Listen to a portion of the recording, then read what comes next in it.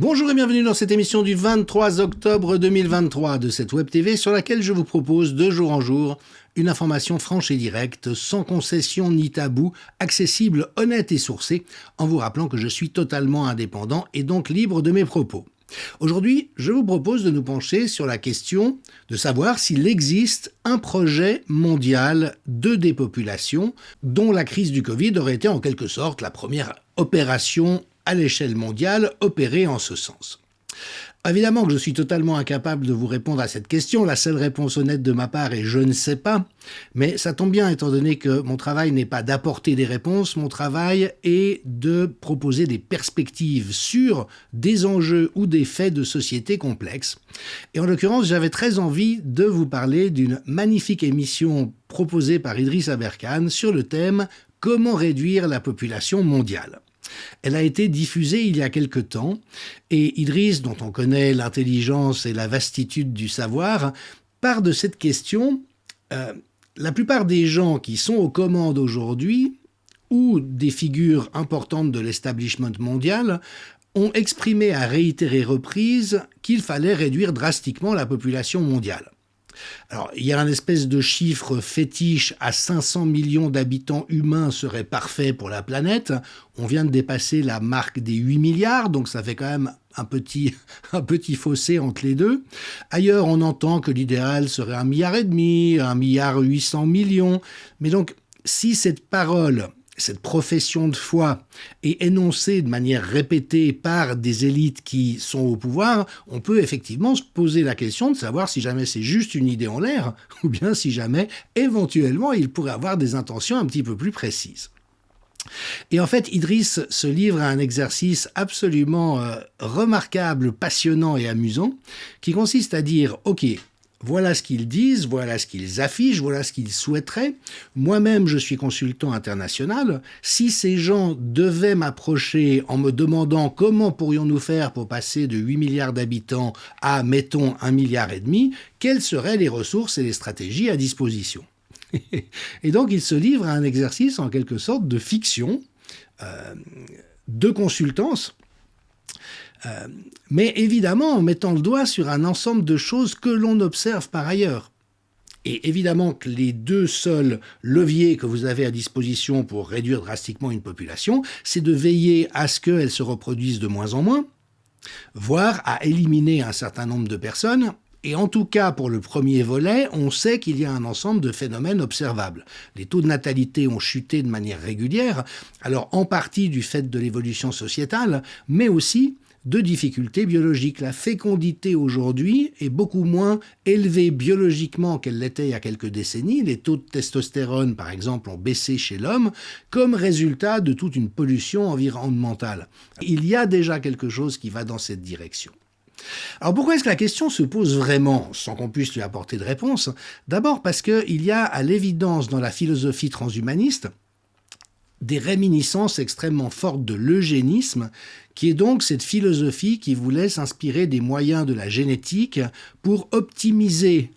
la population humaine, et notamment pendant les pages les plus sombres de notre histoire, en éliminant des gens qui étaient considérés comme inférieurs pour des questions de race, d'orientation sexuelle ou de handicap, ou de stériliser un certain nombre de personnes relevant de ces différentes catégories pour être sûr qu'elles ne se reproduisent pas. Et le biologiste Jacques Testard, qui a été le père du premier bébé éprouvette, avait fait une prise de position extrêmement ferme en ce sens il y a quelques années. Nous étions en 2018, alors l'Express faisait encore à peu près du journalisme à l'époque, et vous voyez, en affirmant le transhumanisme, qui est donc prégnant aujourd'hui au niveau de ceux qui ont le pouvoir. On appellerait les élites, mais ils sont tellement médiocres et malfaisants qu'on va éviter d'employer ce mot. Pour ceux qui souhaiteraient creuser la question, je vous renvoie au travail de l'excellent essayiste Pierre-Antoine Plaquevent, qui vient de consacrer un livre à cette question récemment, globalisme et des populations, en sachant bien sûr que ça active tout un ensemble de fantasmes anxieux, notamment autour de la famille de Bill Gates, dont le père était un eugéniste notoire, et puis avec tout ce courant du planning familial, du contrôle des naissances, qui a quand même pris énormément de place dans nos sociétés, société avec cette pensée obsessionnelle de réduire le nombre de naissances. Alors il faut évidemment faire la part du fantasme, de la projection et du scénario délirant et du réel, mais en rappelant avec Patrick Thor, qui a écrit un livre du totalitarisme en Amérique, en montrant cette connivence entre Hitler et l'establishment anglo-saxon, que l'on connaît. La Maison royale d'Angleterre avait des sympathies nazies, les grands chefs d'entreprise américains avaient des sympathies nazies, et toujours avec ce mélange d'eugénisme et de racisme, de management et de manipulation des masses propres au capitalisme dans lequel nous sommes. Alors Adam Cohen, un auteur dans son livre Imbeciles, avait montré comment plus de 70 000 Américains ont été stérilisés de force au cours du XXe siècle, et évidemment avec comme cible principale les déficients mentaux, les personnes atteintes de surdité, de handicap sensoriel, de malades, mais aussi des minorités raciales et socio-économiques. Tout récemment, Justin Trudeau vient d'annoncer son intention de légaliser l'euthanasie au Canada pour les personnes atteintes de diverses maladies mentales ou les toxicomanes, en disant ils n'ont pas besoin de souffrir d'autre chose, mais si à 30 ans vous êtes toxicomane et vous considérez que votre vie n'en vaut pas la peine, nous serions tout à fait disposés à mettre à votre disposition de l'euthanasie. Alors il faut savoir déjà que cette question de surpopulation, dans les faits, ne se pose pas. Il n'y a pas du tout de surpopulation, même si évidemment la population humaine a énormément cru, surtout depuis le recul de la mortalité infantile. Mais on pourrait à l'heure actuelle rassembler toute la population mondiale dans l'équivalent de la ville de New York. Et oui, avec une densité équivalente à celle qu'on a dans des concerts, par exemple au Stade de France, eh bien, voyez, vous pourriez mettre toute l'Europe dans le Bronx, toute l'Amérique du Nord et centrale sur l'île de Manhattan, toute l'Inde, la Chine et le Japon dans le Queens, c'est quand même pas rien, l'Afrique et l'Amérique du Sud et l'Océanie dans Brooklyn, et toute l'Asie qui n'est pas dans le Queens sur Staten Island. Alors, si ça vous intéresse, il y a 2 petites vidéos d'animation qui sont tout à fait intéressantes. Je vous donne les références ici, où vraiment, ça permet de visualiser ça, et en sachant de surcroît que, même s'il y a eu une très forte progression démographique, nous nous orientons désormais vers un monde dépeuplé. En 2050, on attend que 151 des 195 pays du monde, du globe, soient en décroissance démographique. Et puis, on rappelle bien sûr ce grand classique de la démographie, qui est que le taux de reproduction, donc le nombre d'enfants par femme, baisse avec l'augmentation du niveau d'éducation et du niveau socio-économique. Donc voilà, plus les gens sont éduqués et plus leur vie est confortable, moins ils font d'enfants. Donc, comme heureusement on a passablement réduit la pauvreté au niveau mondial au cours des 20 dernières années, et malgré le coup d'arrêt du Covid qui a généré des effets catastrophiques sur la pauvreté au niveau mondial, a priori, les perspectives sont plutôt positives. Alors j'en reviens à l'émission d'Idriss Aberkane, qui, et vraiment je vous invite à la voir parce que c'est un pur délice, et surtout ça montre toutes les questions qu'on est en droit de se poser par rapport à ce qui est en train d'arriver, et on sait malheureusement qu'il y a une surmortalité croissante dans tous nos pays, faisant suite au début d'une certaine campagne de vous devinerez quoi, et que cela ne suscite aucun intérêt, alors même que l'on faisait paniquer la population avec un virus de type grippal qui n'était pas particulièrement dangereux. Donc on a fait paniquer pendant 1 année et demie, 2 ans les gens en disant « vous êtes en danger de mort, oulala, oulala », et quand il y a effectivement un signal extrêmement inquiétant de surmortalité, là, ça n'intéresse plus personne. Et donc, Idriss aborde,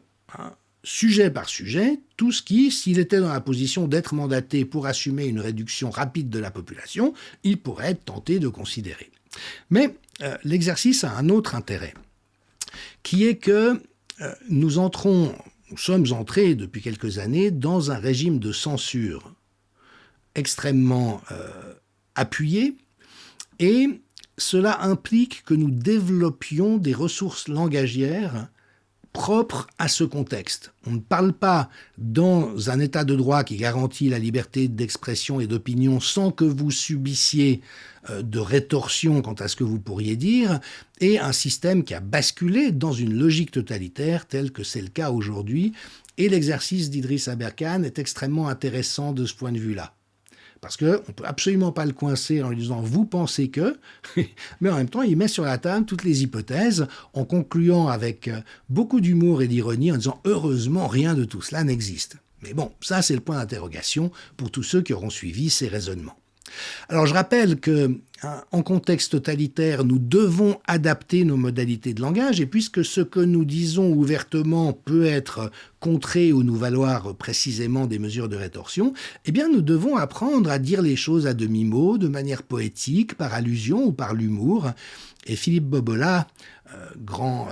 scientifique à bien des égards, avait attiré mon attention sur le fait que Octavio Paz et Cornelius Castoriadis s'étaient intéressés à cette question en montrant que la poésie est le langage de la résistance au totalitarisme. On peut évidemment renvoyer aussi à André Suarez, et notamment ce très intéressant ouvrage contre le totalitarisme, le courage de l'esprit, et où on voit tout le jeu poétique. C'est-à-dire qu'à la fois, il développe une pensée extrêmement rigoureuse et analytique, mais en même temps avec des expressions très, très, très vivantes, très colorées, très poétiques. Oui, je ne sais pas comment le dire autrement. Et puis pour ceux que cela intéresse, je vous renvoie encore à ce très beau travail de recherche en master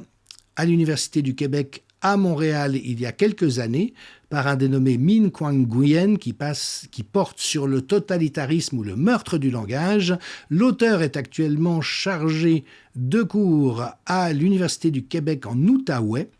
Et voilà, ça permet vraiment là encore, de nous aguerrir dans la manière d'utiliser le langage pour être le plus percutant possible. Je terminerai effectivement, l'idéologie transhumaniste et eugéniste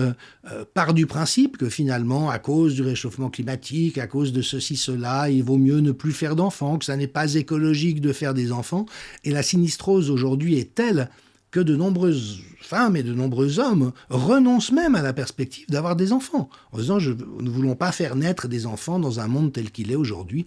Et donc pour terminer, je vous suggère de prendre connaissance de ce magnifique article d'Amel Debé dans l'Impertinent Média. C'est vraiment un média qu'il vaut la peine de suivre, avec le capitaine Paul Watson, qui a été un des premiers activistes de la protection des mers et des océans, avec Sea Shepherd, et où il aborde cette question en disant « ceux qui ne font pas d'enfants pour des raisons écolo sont justement ceux qui devraient en faire », avec une réflexion pertinente et intéressante par rapport à la vie et par rapport à la réalité de ce à quoi nous sommes confrontés aujourd'hui. À demain. Merci.